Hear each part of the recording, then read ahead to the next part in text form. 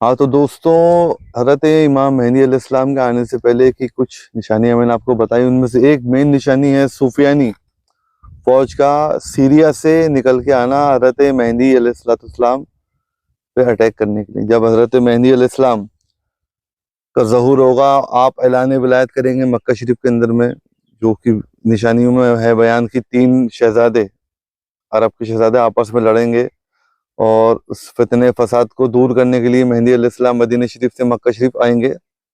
और मक्का शरीफ में कुछ उलमा, कुछ औलिया अल्लाह उनको पहचानेंगे तवाफ़ काबा के दौरान मकाम इब्राहिम और हजर असवद के दरमियान। वहाँ पर में आपकी पहचान होगी और वहाँ पर आपकी बैत करेंगे कई लोग। और इस बैत से,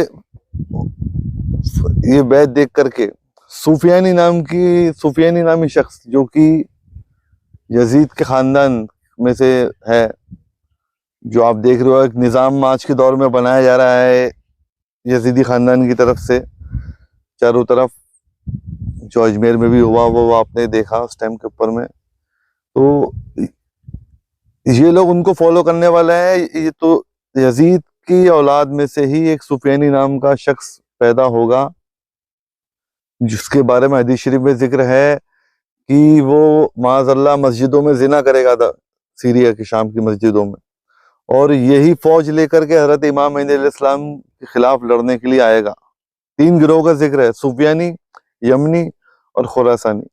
इसमें सूफियानी गिरोह अटैक करने के लिए हजरत मेहदी अलैहिस्सलाम के ऊपर में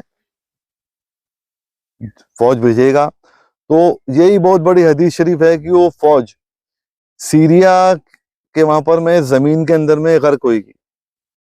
एक जगह का नाम मैं आपको इंशाल्लाह बताऊंगा कि उस जगह के ऊपर में हदीस शरीफ में जिक्र है कि वो फौज पूरी दफन हो जाएगी। वो एक मेन निशानी होगी हजरत इमाम मेहदी की ज़हूर की, कि हाँ वाकई में यही हजरत इमाम मेहदी अलैहिस्सलाम हैं। क्योंकि सन 1979 में भी एक हजरत एक सन 1979 1979 में मक्का शरीफ काबतुल्लाह को हाईजैक कर लिया गया था। आप लोगों ने ये चीज मालूम है या नहीं आप लोगों को?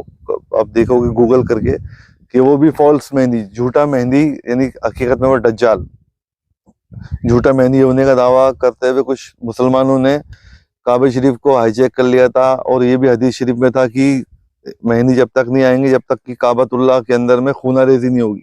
The morning of November 20, 1979, up to 500 militants attacked the Grand Mosque Al-Masjid al-Haram in Mecca, Islam's holiest site. Led by a 43-year-old religious fanatic, one Juhayman al-Otaibi, the militants occupied the Grand Mosque for खून नहीं बहेगा।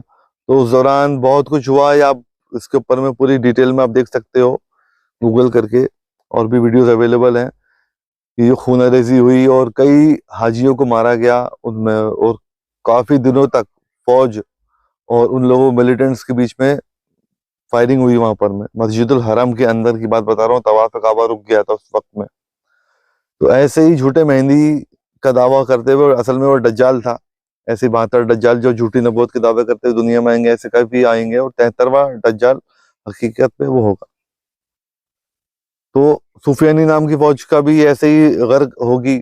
और जो यमनी फौज है वो इस्लाम का झंडा लेकर के चलेंगे हजरत मेहदी अलैहिस्सलाम के साथ। और खुरासान से जो फौज काले झंडे लेकर के एक फौज निकलेगी जिनको रोकने की, काफी लोग, काफी दुनिया के झंडे, काफी देश उस फौज को रोकने की कोशिश करेंगे, लेकिन अल्लाह के हुक्म से वो फौज को फतेह हासिल होगी और वो हजरत मेहदी अलैहिस्सलाम के साथ मुलाकात होगी उनकी। और ये पूरा इस्लामिक लश्कर इकट्ठा होगा, बैतुल मुकद्दस फतेह होगा। हजरत मेहदी अलैहिस्सलाम के आने से पहले ये भी हदीस शरीफ में जिक्र आया है कि बैतुल मुकद्दस मस्जिद अल अक्सा को यहूदी शहीद कर देंगे ताबूत सकीना ढूंढते हुए। और जैसे भी आप काफी नेट के ऊपर में, सोशल मीडिया में जानकारी वायरल भी हो रही है कि टनल्स बना दिए यहूदियों ने मस्जिद अल अक्सा के नीचे, बैतुल मुकद्दस के नीचे, ताबूत सकीना जो हजरत सुलेमान अलैहिस्सलाम का तख्त है उसको ढूंढने के लिए। और उसकी जो नींव है वो काफी कमजोर हो गई मस्जिद अल अक्सा की। अल्लाह बेहतर जाने कब, क्या अल्लाह बेहतर जानता है, वो हर चीज पे कादिर है, जो चीज होनी है वो होनी है। ये सब निशानियां हैं हजरत मेहदी अलैहिस्सलाम के आने। और हजरत इमाम मेहदी अलैहिस्सलाम के आने से पहले कुछ निशानियां, बड़ी निशानियों में से कुछ निशानी मैं आपको बताना चाहूंगा, जिसमें रमजान शरीफ के महीने में 2 ग्रहणों का जिक्र है कि 2 ग्रहण रमजान शरीफ के बीच में होंगे। एक बीच में रमजान के यानी 14 या 15 तारीख को, और एक रमजान शरीफ के आखिरी अशरे में 28 या 29 तारीख को। जिन ग्रहणों का जिक्र ऐसे किया गया है कि हमेशा वैसे जो सूरज ग्रहण होता है पहले होता है और बाद में चंद्र ग्रहण होता है, लेकिन ये जो ग्रहण होंगे इसमें चांद ग्रहण बीच में होगा, पहले होगा, और जो सूरज ग्रहण है वो बाद में होगा। ये घटना नॉर्मली होती नहीं है, बहुत ही अनोखी घटना होगी उस दौरान। तो ये मेन निशानियों में से है। There will be 2 eclipses in Ramadan before the Mahdi emerges. In 1981, or 1401 under the Hijra calendar, there was a lunar eclipse on the 15th day of Ramadan and a solar eclipse on the 29th day of the month.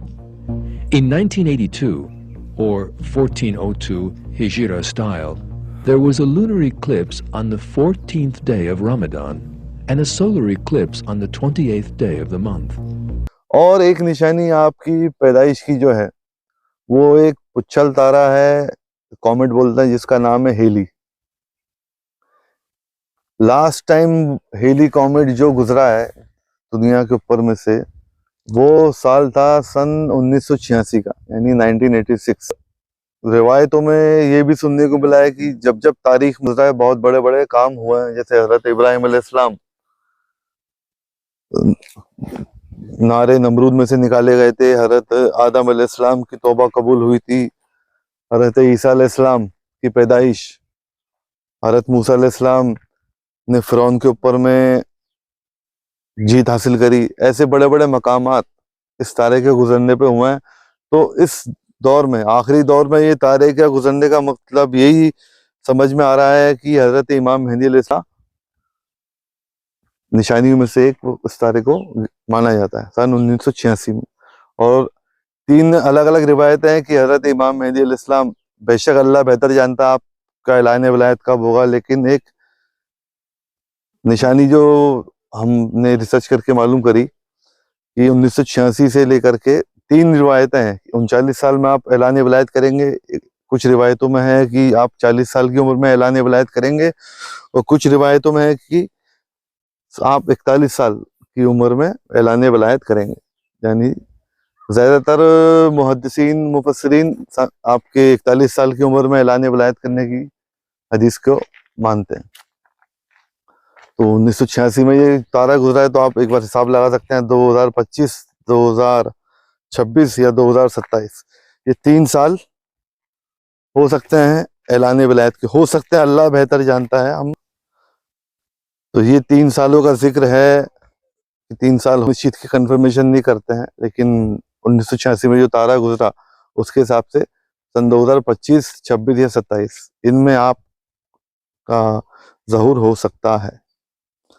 और जो एक तीसरी भी बड़ी एक अलामत है आपकी आने से पहले की, कि 3 बड़े ज़लज़ले दुनिया में आएंगे, ईस्ट में यानी मशरिक में, फिर वेस्ट में, मगरिब में, और अरेबियन पेनिनसुला में, और जमीन पानी के अंदर समा जाएगी। इतने बड़े ज़लज़ले आएंगे, मतलब सुनामी का जिक्र है एक तरह से। जमीन पानी में जब भी समाती है जब बड़ी बड़ी सुनामी आती है। अभी जापान में भी आई, ईस्ट के अंदर में, और वेस्ट के अंदर में भी आ सकती है, क्योंकि आजकल जो साइंटिस्ट हैं वो एक नॉर्थ अमेरिकन बेल्ट है, रीजन है, कास्केडिया बेल्ट बोलते हैं उसको। वो बेल्ट अगर टेक्टोनिक बेल्ट में अगर बड़ा भूकंप आने के चांसेस हैं, वो अगर अभी आता है तो बहुत हद तक नुकसान होने का वो हो सकता है, क्योंकि उसके पास में एक और बेल्ट है, सैन एंड्रियास बेल्ट। एक बेल्ट में भूकंप आएगा, सुनामी आएगी, तो उसके बाद फौरन से दूसरे बेल्ट भी, टेक्टोनिक प्लेट का बेल्ट भी बड़े भूकंप ला सकता है। तो ये दोनों बेल्ट मैं आपको दिखाना चाहूंगा, कुछ देखो उसको आप और समझो इस चीज को। The people of California live under a terrible shadow. They know that one day the San Andreas fault will rupture, unleashing an enormous earthquake. But all this time, an even more तो ये तो हो गया waste का। और Arabian peninsula यानी कि जो मेडिटेरेनियन सी है, यहाँ पर मैं, या फिर जो दुबई वगैरह का इलाका है, यहाँ पर मैं भी भूकंप की पेशन गोई है हजरत इमाम मेहदी अलैहिस्सलाम के आने से जस्ट पहले। और अभी जो माहौल देख रहे हो आप, चारों तरफ भूकंप ही भूकंप आ रहे हैं। इधर से आप देखो पानी, वाह वाह सुभान अल्लाह। तो ये कुछ निशानियां हजरत मेहदी अलैहिस्सलाम की, कुछ निशानियां मैंने आपको बताई। अब जो दूसरे पार्ट है उसमें दज्जाल के आने की निशानियां हम बताएंगे, क्योंकि पहले हजरत मेहदी अलैहिस्सलाम आएंगे, बाद में दज्जाल आएगा। तो दूसरा पार्ट देखिए हमारा बहुत जल्द आने वाला है।